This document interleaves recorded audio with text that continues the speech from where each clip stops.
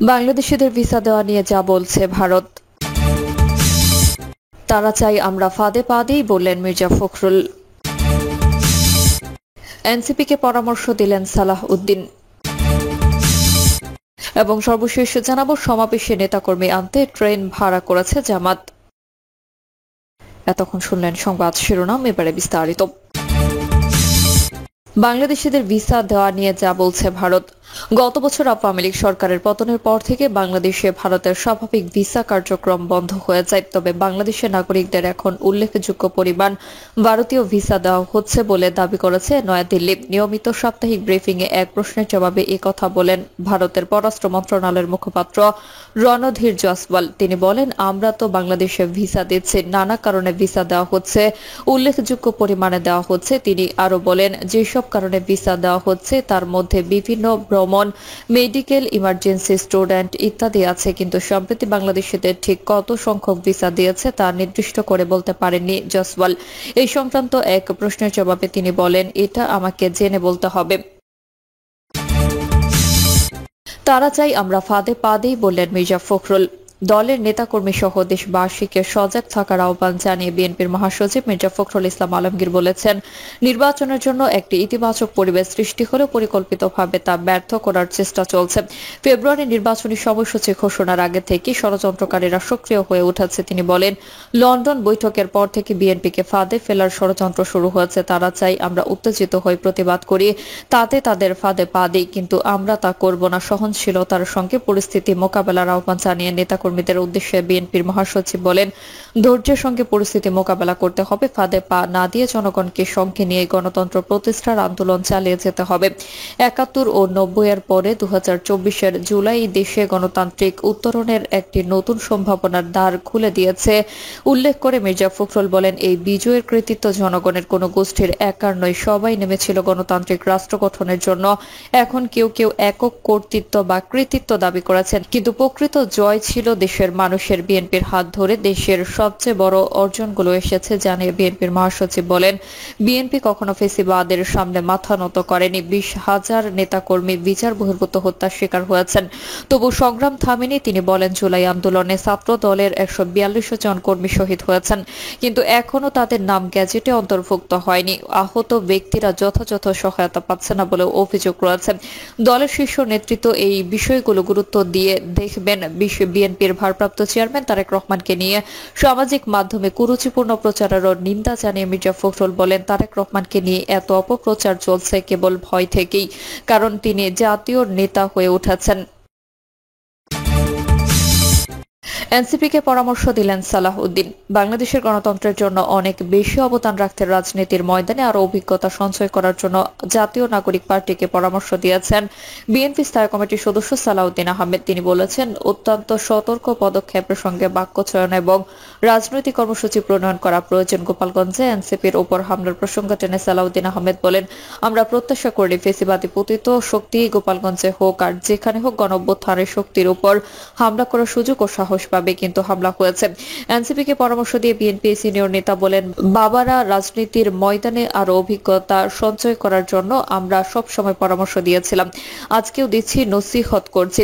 আমরা আপনাদের উজ্জ্বল ভবিষ্যৎ কামনা করি। বাংলাদেশের গণতন্ত্রের জন্য আপনারা ভবিষ্যতে অনেক বেশি অবদান রাখবেন, আপনারা জাতীয় নেতৃত্বে পরিণত হবেন এই আশাবাদ ব্যক্ত করি। কিন্তু যেভাবে আপনারা যাচ্ছেন, আপনাদের কর্মসূচির ধরন যেভাবে দেখছি, তাতে আমরা একটা মেসেজ পাচ্ছি, কোনো না কোনো বাহানায় এমন কোনো অবস্থার সৃষ্টি করা যেন বলতে পারেন সরকার কোনো কিছুই নিয়ন্ত্রণ করতে পারছে না।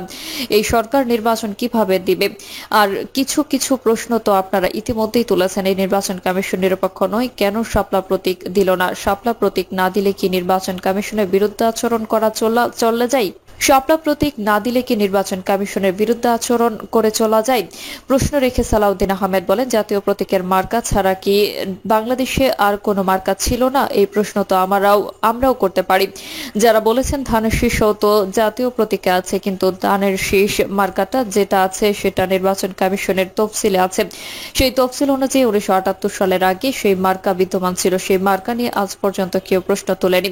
সুতরাং রাজনৈতিক বক্তব্য প্রদানকালে রাজনৈতিক রাজনৈতিক ইতিহাসটাই আগে চর্চা করে বক্তব্য দেওয়া উচিত। বিএনপির এই স্থায়ী কমিটির সদস্য বলেন, আপনারা যে বলেছেন আইন শৃঙ্খলা পরিস্থিতির অবনতি হচ্ছে, কিন্তু সরকারের তো আপনারাই অংশ, তাহলে কাদের উদ্দেশ্য করে বলেছেন দেশের মানুষ সবাই জানে। আপনাদের দুই উপদেষ্টা বসে আছেন, 2 দিন পর পর তারা আপনাদের সঙ্গে জয়েন করেন, এরপর আপনাদের সঙ্গে নির্বাচন করবেন, এই দৃশ্য তো দেখার অপেক্ষা করছে। সালাউদ্দিন আহমেদ বলেন, বাংলাদেশের জনগণ সবই বোঝে, সবই জানে, সুতরাং অত্যন্ত সতর্ক পদক্ষেপের সঙ্গে বাক্য চয়ন করা দরকার, রাজনৈতিক কর্মসূচি প্রণয়ন দরকার। এই সময় ফেসিবাদ বিরোধী জাতীয় ঐক্য সমুন্নত রাখতে সকল রাজনৈতিক দলকে এক থাকার আহ্বান জানান সালাউদ্দিন আহমেদ। সারা দেশে মবক্রেসির রাজত্ব চলছে উল্লেখ করে তিনি বলেন, আমরা জুলাই গণ অভ্যুত্থান সংঘটিত করেছিলাম ডেমোক্রেসির জন্য, আমরা এখন দেখছি সারা দেশে মবক্রেসির রাজত্ব হচ্ছে। চেয়েছিলাম ডেমোক্রেসি, হয়ে যাচ্ছে মবক্রেসি। কিন্তু কেন? যারা গণ অভ্যুত্থানের শক্তিকে চ্যালেঞ্জ করার সাহস পাচ্ছে তারা কারা এবং কেন?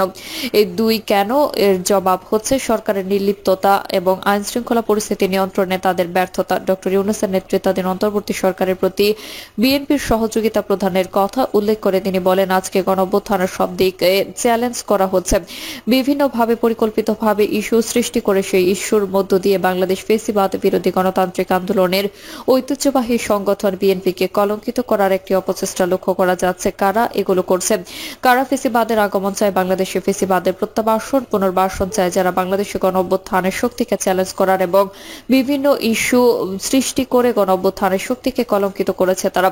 সালাউদ্দিন আহমেদ বলেন, আমরা আশা করছিলাম লন্ডন বৈঠকের পর প্রধান উপদেষ্টা আগামী ফেব্রুয়ারির প্রথম সপ্তাহে নির্বাচন অনুষ্ঠানের যথাযথ প্রক্রিয়ায় নির্বাচন কমিশনকে প্রস্তুতির জন্য মেসেজ দেবেন। আমরা দেখলাম তিনি আইন শৃঙ্খলা বাহিনীর সঙ্গে কথা বলেছেন, প্রস্তুতি নিয়ে কথা বলেছেন, কিন্তু নির্বাচন কমিশনকে ফেব্রুয়ারির প্রথম সপ্তাহে নির্বাচন অনুষ্ঠানের জন্য এখনো অফিসিয়ালি যথাযথ প্রক্রিয়ায় ইনস্ট্রাকশন দেননি। আশা করব এই জাতীয় জনগণকে আশ্বস্ত করতে আপনি অতি শিগগিরই যথাযথ প্রক্রিয়ায় প্রধান উপদেষ্টার কার্যালয় থেকে সেই মেসেজ ইসিতে প্রদান করবেন। সালাউদ্দিন আহমেদ আরো বলেন, আমরা চাই সরকারের অধীনে দেশে যে নির্বাচন অনুষ্ঠিত হবে সেটা যেন পৃথিবীর মধ্যে একটা দৃষ্টান্ত স্থাপন করে, এটা অবাধ সুষ্ঠু নিরপেক্ষতায় যেন একটি জ্বলন্ত প্রমাণ হয়, সারা পৃথিবীর কাছে প্রশংসিত হয়, এর স্বচ্ছতা নিয়ে কোনো প্রশ্ন না ওঠে। বিভিন্ন কায়দায় যারা ইস্যু সৃষ্টি করে সুপরিকল্পিতভাবে নির্বাচনকে বিলম্বিত ও বানচাল করার চেষ্টা করেছে তারাও যেন আশ্রয় প্রশ্রয় না পায়, জনগণের মনে যেন প্রশ্নের উদ্বেগ না হয় যে সরকার একটি নির্দিষ্ট দলকে বোধহয় সুবিধা দেওয়ার জন্য জেন তেন ভাবে চেষ্টা করছে।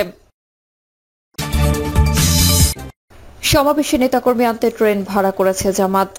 আগামী শনিবার ঢাকায় অনুষ্ঠেয় সমাবেশের রাজশাহী থেকে নেতাকর্মী আনতে একটি ট্রেন ভাড়া করেছে বাংলাদেশ জামাতে ইসলামী। চিঠিতে বলা হয়, বাংলাদেশ জামাতে ইসলামীর রাজশাহী মহানগরীর অফিস সেক্রেটারি চিঠির আলোকে সোহরাওয়ার্দী উদ্যানে জাতীয় সমাবেশে যোগদানের জন্য 18 জুলাই দিনগত রাতে রাজশাহী রেলওয়ে স্টেশন থেকে ছেড়ে ঢাকা রেলওয়ে স্টেশনে পৌঁছানো এবং 19 জুলাই দিনগত রাতে ঢাকা রেলওয়ে স্টেশন থেকে ছেড়ে রাজশাহী রেলওয়ে স্টেশন ফেরত আসার জন্য একটি স্পেশাল ট্রেন বরাদ্দের জন্য অনুরোধ করা হয়েছে। এতে আরো বলা হয়, জামাতের আবেদনের পরিপ্রেক্ষিতে রাজশাহী স্টেশন থেকে ঢাকা স্টেশন পর্যন্ত রাজশাহী ঢাকা রাজশাহী রোডে চলাচলকারী 755 বা 756 নং মধুমতি এক্সপ্রেস ট্রেনের রেক ধারা স্পেশাল ট্রেন পরিচালনা করা যেতে পারে। উল্লেখিত ট্রেনের সাপ্তাহিক বন্ধের দিন শনিবার। এতে সিএমই রাজশাহীর মতামত রয়েছে বলেও জানানো হয়। প্রিয় দর্শক, এই ছিল এখনকার সর্বশেষ সংবাদ। আপডেট সব সংবাদ পেতে চ্যানেলটি সাবস্ক্রাইব করে বেল আইকনটি ক্লিক করে রাখুন।